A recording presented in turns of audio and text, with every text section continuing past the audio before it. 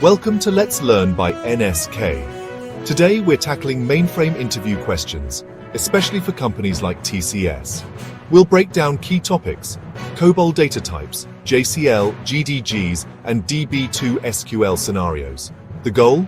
Not just to give you answers, but to help you understand the concepts so you can stand out. We'll go topic by topic so you can focus on what you need most. Let's dive in. First up, what's the difference between comp and comp3 in COBOL? Comp stores numbers in pure binary fast for calculations, ideal for counters and heavy arithmetic. Comp3 or packed decimal stores digits in nibbles, 2 digits per byte, saving space, especially for large numbers in files or databases. Comp is about speed. Comp3 is about storage efficiency. Comp3 adds a little overhead for packing-unpacking, but the space savings are worth it in mainframe environments. So, remember, comp equals sign binary, fast math, comp3 equals sign packed decimal, space saver. Explaining not just what they are, but why you'd use each shows real understanding. That's what impresses interviewers.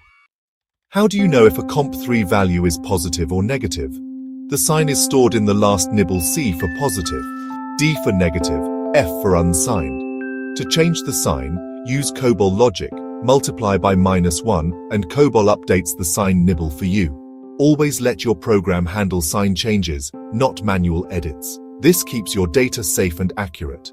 So, last nibble equals sign, and program logic is the right way to flip it. That's the standard practice. Static versus dynamic calls in COBOL. What's the difference?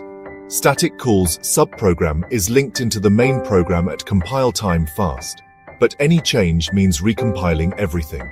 Dynamic calls subprogram stays separate, loaded at runtime, slightly slower, but you can update the subprogram without touching the main. Static equals sign speed, but rigid. Dynamic equals sign flexibility, easier maintenance. In modern systems, dynamic calls are preferred for business logic that changes often. Static is best for stable utility routines.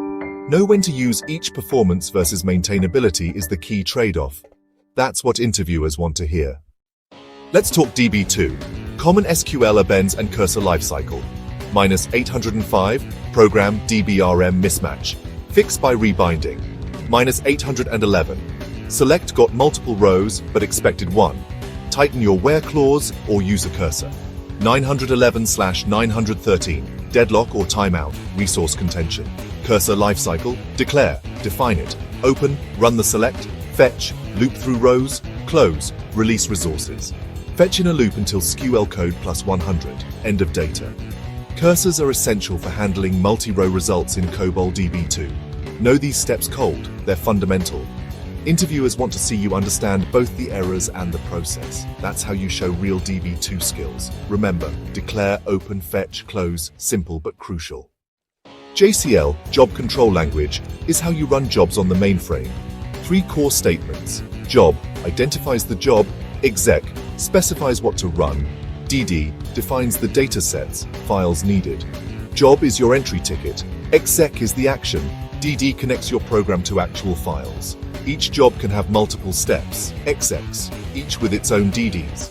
DD statements map logical file names in COBOL to real files on disk. JCL is the system's instruction manual. No JCL, no job. Mastering these basics is essential for any mainframe role. That's the foundation. GDG, Generation Data Group, is mainframe's built-in file versioning. Define a GDG base, set a limit, how many versions to keep, and the system manages file names and cleanup. Use relative numbers, +1 for new, 0 for current, -1 for previous. JCL stays the same. The system handles versioning and deletion. Perfect for daily, weekly jobs, no manual file management. GDGs automate history and cleanup, making your life easier. That's why they're so powerful. What happens if some GDG generations are uncatalogued? If your GDG base has limit 15, empty, no scratch, and some files are uncatalogued, the base only tracks cataloged generations. When you create a new generation, the system checks how many are catalogued. If you're under the limit, it just adds the new one. Uncatalogued files don't count. Empty and no scratch only matter when the limit is exceeded. Uncatalogued files still exist on disk, but the GDG forgets them. That's the nuance interviewers look for. Inner join in SQL combines rows from two tables where the join column matches in both. Example, employees table and departments table. Inner join on department ID gives you only employees with valid departments. If there's no match, the row is excluded. Use inner join for strict matches, only intersecting data is returned. Great for consolidated reports where you want only valid related records. Remember, inner join equals sign matching rows only. That's the core idea.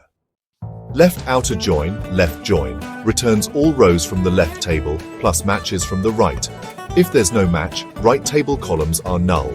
Example, all employees, even those without a valid department, are included. Department info is null if missing. Use left join to find orphaned records or see everything from one side. Inner join equals sign matches only. Left join equals sign all from left, fill in where possible. That's the difference. Interviewers love this.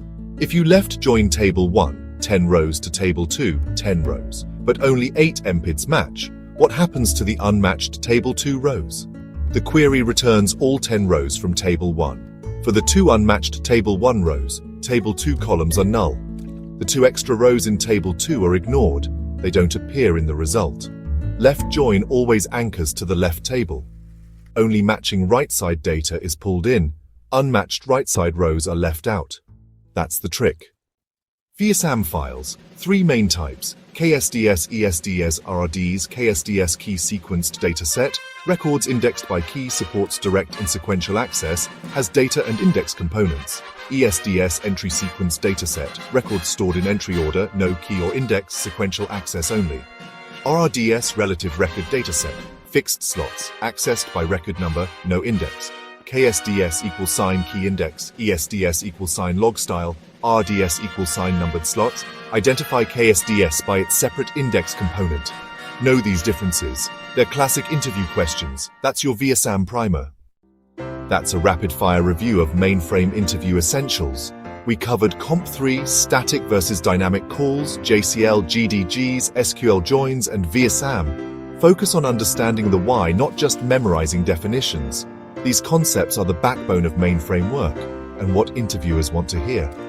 Good luck, and don't forget to like, share, and subscribe for more.